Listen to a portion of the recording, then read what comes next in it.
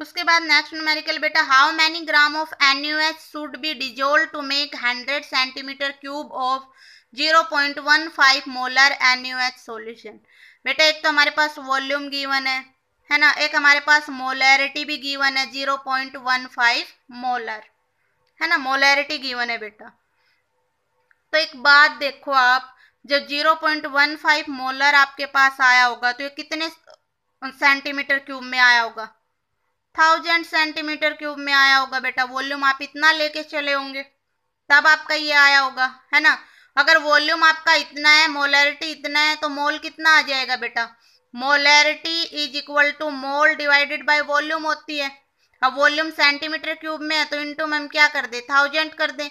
Volume भी 1000 है, cut जाएगा तो आपका मोल उतना ही आ जाएगा जितनी क्या है आपकी मोलैरिटी है। तो 0.15 मोल ही आ गया है बेटा। ठीक है, समझ में आ गया होगा ना यहाँ से कि सेंटीमीटर 1000 सेंटीमीटर क्यूब में अगर मोलैरिटी इतनी है तो मोल भी इतने ही होंगे बेटा, 0.15 मोल। तो देखिए जब सेंटीमीटर 1000 सेंटीमीटर क्यूब में हमारे 0.15 मोल है बेटा, तो 100 सेंटीमीटर क्यूब में मोल कितने होंगे? मैं 0.15 डिवाइडेड बाई 1000 इंटू 100 कर दूं, कितना आ जाएगा? 0.015 मोल। अब मोल क्या होते हैं बेटा? Mass divided by molar mass. Mole मेरा है 0.015, मास मुझे निकालना है क्योंकि इसने कहा है कि जब इतना मोलर सॉल्यूशन है इतने सेंटीमीटर क्यूब में तो कितना ग्राम ऑफ NaOH हमें चाहिए, उसको कितना NaOH को हम डिजोल्व करें ये सब बनाने के लिए, है ना। तो मास हमें चाहिए और मोलर मास NaOH का हमें पता है 40 होता है क्योंकि सोडियम का 23, ऑक्सीजन का 16 एंड हाइड्रोजन का 1, टोटल 40 आ गया। मास कितना आ जाएगा यहाँ से बेटा? 0.15 इंटू 40 कितना आ गया? 0.6 ग्राम। ठीक है, तो 0.6 ग्राम NaOH को डिजोल्व करना पड़ेगा to make 100 centimetre cube of 0.15 molar NaOH solution बेटा।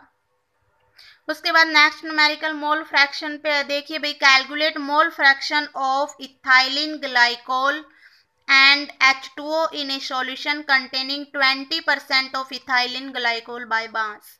मैंने आपको क्या बताया था अभी अभी कि अगर परसेंटेज में कोई गिवन है तो आप 100 में से मानेंगे, है ना। मतलब 20 ग्राम आपके पास क्या प्रेजेंट है? इथाइलिन ग्लाइकोल, और टोटल कितना ग्राम सॉल्यूशन है? 100 ग्राम। ठीक है, तो 20% मीन्स 20 ग्राम इन 100 ग्राम सॉल्यूशन। क्लियर है बेटा। उसके बाद देखिए मास ऑफ सोल्यूट मेरे पास 20 ग्राम आ गया और मास ऑफ सोलवेंट कितना आ जाएगा बेटा?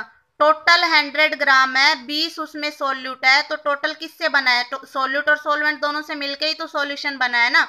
अगर 20 सोल्यूट है तो सोलवेंट कितना बच गया? 80 बच गया है, तो सोलवेंट का मास आपका 80 आ जाएगा। ठीक है, तो मास ऑफ सोल्यूट 20 ग्राम है। मोलर मास इथाइलिन ग्लाइकोल का फॉर्मूला है बेटा C12H6O2।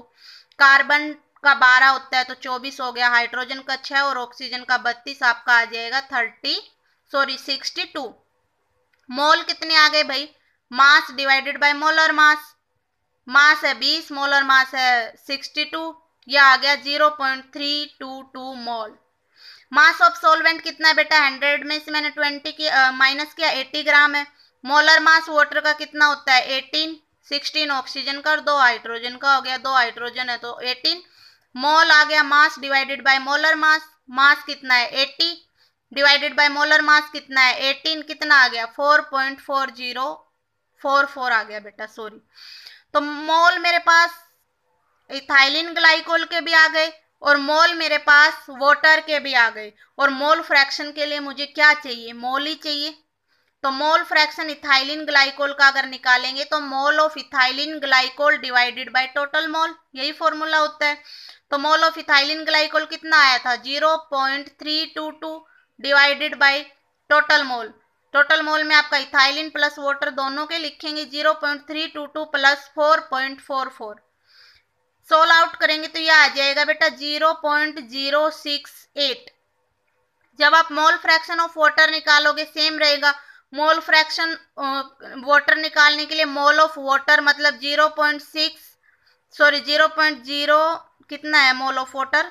4.44 divided by total 0.322 plus 4.44, ऐसे निकालेंगे।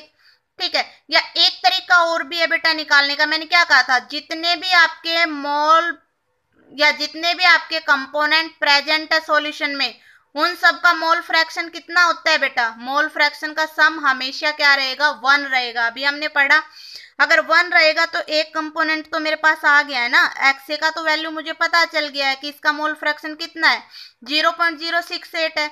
एक्स भी मुझे चाहिए तो मैं क्या करूं, उधर जाके 1 में से माइनस कर दूं, कैलकुलेट करने की जरूरत ही नहीं है। तो मैंने 1 में से माइनस कर दिया, 1 माइनस 0.068, यहाँ से मेरे पास मोल फ्रैक्शन दूसरे कंपोनेंट वाटर के आ गए हैं 0.932।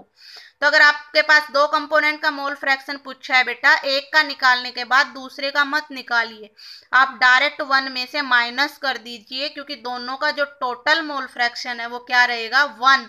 अगर वो सिर्फ दो ही कंपोनेंट सॉल्यूशन में प्रेजेंट है तो बेटा, अगर 3 प्रेजेंट है तो फिर दोनों का सम 1 नहीं रहेगा, तीनों का 1 रहेगा।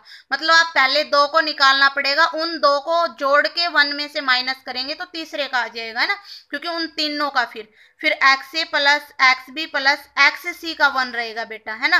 और अगर nth कंपोनेंट प्रेजेंट है तो x A plus x B plus x C up to plus x N तक क्या रहेगा, 1।